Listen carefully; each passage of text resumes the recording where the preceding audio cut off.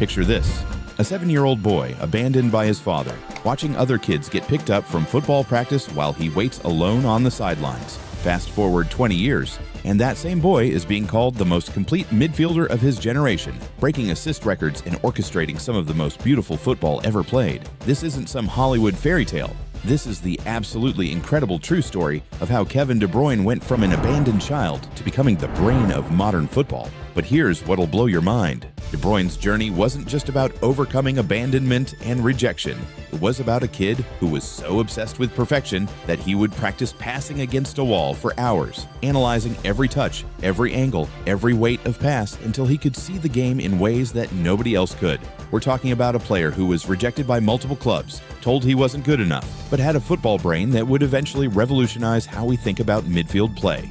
I've spent weeks diving deep into De Bruyne's incredible story, from his heartbreaking childhood to his revolutionary passing ability that broke football's traditional rules about what a midfielder could achieve. What I discovered will show you exactly how one man's obsession with perfection transformed him from an abandoned boy into the mastermind who redefined creativity in football. So buckle up, because this is the story of how genius is born from the darkest circumstances. It's going to be a debut for Kevin De Bruyne, their record signing. Everybody knows that I'm new in the team and that I will need some time to adapt.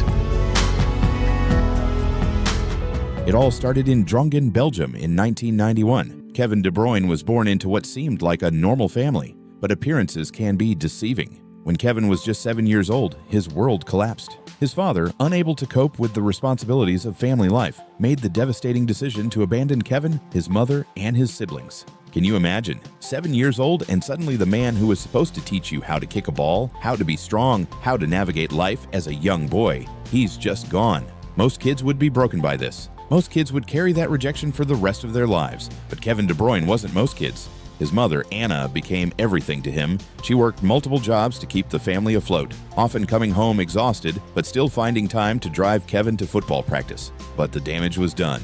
Kevin had learned at the age of 7 that the people closest to you could disappear without warning, that love wasn't guaranteed, that if he wanted something, he would have to earn it himself. I learned very early that I couldn't take anything for granted. Kevin would later say, "My mother sacrificed everything for us, and I knew I had to make it worth it. I had to be perfect because being good wasn't enough." This abandonment didn't just shape Kevin's character, it shaped his entire approach to football. He became obsessed with control, with making the perfect pass, with never letting his teammates down. Because when you've experienced the ultimate betrayal as a child, you spend the rest of your life trying to prove you're worthy of loyalty. At 8 years old, Kevin joined the local football team, and immediately, coaches noticed something different about him. He wasn't the biggest player, he wasn't the fastest, but he had this incredible ability to see passes that other kids couldn't even imagine. While other children were focused on scoring goals, Kevin was already thinking about how to create them. Even as a child, Kevin was different. His youth coach remembered. He would spend extra time after practice just passing the ball against a wall, working on his technique. Most kids wanted to be strikers. Kevin wanted to be the one who made strikers look good. This obsession with passing led to his first breakthrough. At 14, Genk's scouts spotted this skinny kid who wasn't particularly fast or strong, but who seemed to control games through pure vision and technique. They offered him a place in their academy. For most kids, this would be a dream come true. For Kevin, it was validation that his obsessive approach to perfection was working, but it was also the beginning of a new kind of pressure. At Genk's academy, he wasn't just competing against local kids anymore. He was up against the best young players in Belgium. And here's where Kevin's childhood trauma became his superpower. While other kids crumbled under the pressure of professional football, Kevin thrived. He'd already survived abandonment. What was a tough training session compared to that? He spent hours after practice working on his passing, his first touch, his vision. His teammates thought he was obsessed. His coaches thought he was special. Kevin was different from day one, said his academy coach. While other players were thinking about going home or playing video games, Kevin was thinking about football, not just playing it, perfecting it. He wanted every pass to be inch perfect, every cross to find its target.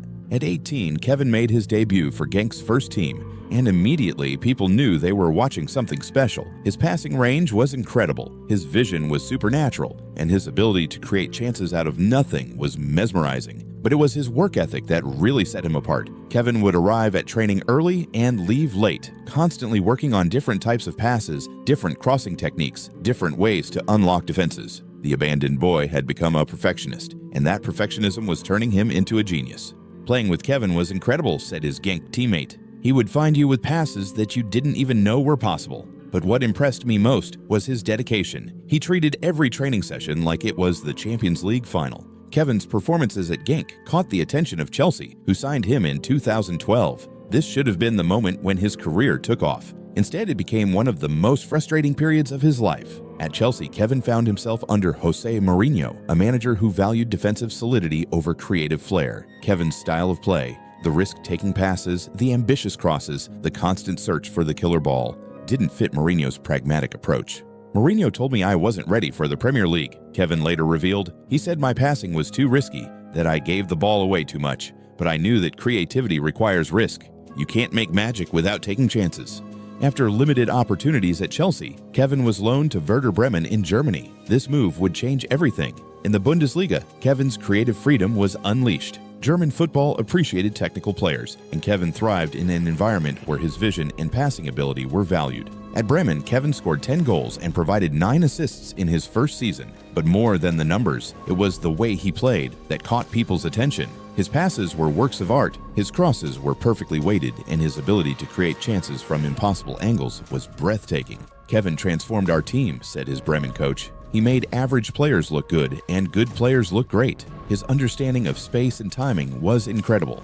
Kevin's success in Germany led to a permanent move to Wolfsburg, where he truly announced himself as one of Europe's best midfielders. In the 2014-15 season, he scored 10 goals and provided 20 assists, leading Wolfsburg to their first major trophy in decades. 20 assists from midfield. These weren't just simple passes either. These were defense splitting through balls, perfectly weighted crosses, and moments of pure creative genius that left defenders and goalkeepers helpless.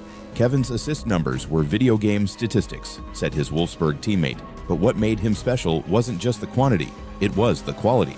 Every assist was a masterpiece.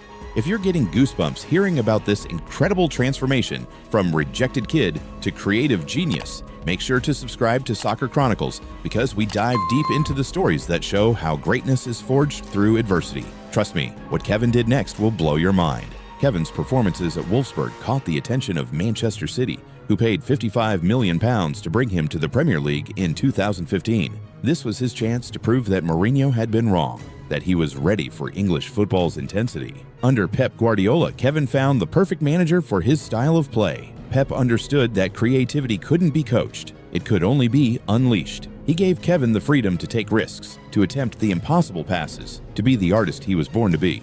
Pep told me to play without fear, Kevin said. He said that if I gave the ball away trying to create something, that was better than playing it safe and creating nothing. That's when I knew I was in the right place. The results were immediate and spectacular. Kevin became the heartbeat of City's team, the player who turned good attacks into great ones, who found passes that other players couldn't even see. His crossing ability was legendary, his through balls were surgical, and his long-range passing was poetry in motion. In the 2017-18 season, Kevin provided 16 assists in the Premier League, helping City achieve 100 points and play some of the most beautiful football the league had ever seen. But it wasn't just about the assists. It was about how he got them. Kevin's passes weren't just accurate, they were perfectly weighted, timed to perfection, and placed exactly where his teammates could do the most damage. He turned crossing into an art form, finding teammates in the box with deliveries that seemed to defy physics. Playing with Kevin is like having a GPS system in your team, said Sergio Aguero. He always knows where you're going to be before you know it yourself. His passes arrive at the perfect moment, with the perfect weight, in the perfect position.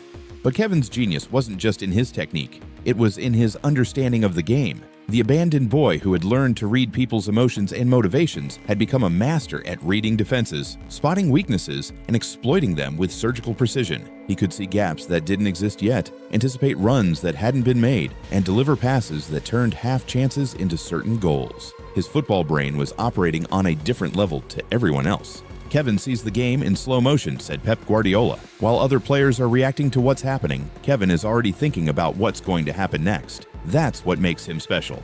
Over his time at City, Kevin has won multiple Premier League titles, domestic cups, and finally, the Champions League that had eluded the club for so long. But more than the trophies, he's redefined what a modern midfielder can achieve. His assist numbers are staggering. Over 100 assists in the Premier League alone, with many of them being moments of pure genius that will be remembered forever. But it's not just about the quantity, it's about the quality and the impact. Kevin's passes don't just create goals, they create moments of magic that make people fall in love with football all over again. His cross for Aguero's title-winning goal against QPR, his through ball for Sterling's winner against Southampton, his perfect delivery for Company's thunderbolt against Leicester. These aren't just assists, they're works of art.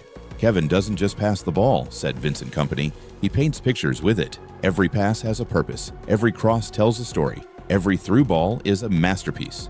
But perhaps Kevin's greatest achievement isn't the individual awards or the assist records. It's how he's inspired a generation of young players to see passing as an art form. Kids around the world now practice their crossing technique, work on their vision, and dream of making the perfect pass. Kevin showed us that assists can be just as beautiful as goals, said a young academy player. He made creativity cool again. He proved that the player who makes the magic happen is just as important as the one who finishes it. Today, at 32 years old, Kevin De Bruyne is widely regarded as one of the greatest midfielders of his generation, possibly of all time. He's won over 15 major trophies, broken numerous assist records, and influenced countless players around the world. But the most incredible part of his story isn't the success. It's the journey. The abandoned 7-year-old who learned that he could only depend on himself became the player who makes everyone around him better. The boy who was left behind became the midfielder who never leaves a teammate without service. The child who experienced rejection became the man who creates acceptance through perfect passes. The kid who had nothing became the player who gives everything to his team. Kevin's story teaches us that our greatest pain can become our greatest strength. That abandonment can be transformed into dedication. That the darkest moments of our lives can become the foundation for our brightest achievements. I am who I am because of what happened to me as a child, Kevin once reflected. The abandonment taught me to never give up on people. The rejection taught me to prove doubters wrong. The pain taught me to create joy for others. Football saved me, and now I try to save every attack with the perfect pass. And that's exactly what he's done. Kevin De Bruyne didn't just become successful despite his abandonment. He became successful because of it. He turned his childhood trauma into an obsession with perfection, his need for acceptance into an ability to create magic, and his understanding of pain into a gift for bringing joy to others. The abandoned boy became the brain of modern football, not through luck or natural talent, but through an unbreakable will to turn his greatest weakness into his greatest strength. So the next time you watch a perfectly weighted through ball, or see a cross that finds its target with millimeter precision, or witness a pass that creates something out of nothing, remember the story of Kevin De Bruyne. Remember that behind every moment of creative genius, every assist, every perfectly executed pass, there's a 7-year-old boy who refused to let abandonment define his destiny. If this incredible journey from abandonment to genius inspired you, make sure you're subscribed to Soccer Chronicles because we uncover the human stories behind football's greatest legends. Hit that subscribe button and click the notification bell so you never miss our deep dives into the moments that shaped the beautiful game. Trust me, there are so many more incredible stories of triumph over adversity waiting to be told. Because sometimes the greatest victories aren't won through goals. They're won through the perfect passes that create them. And nobody embodies that spirit better than the abandoned boy who became the brain of modern football.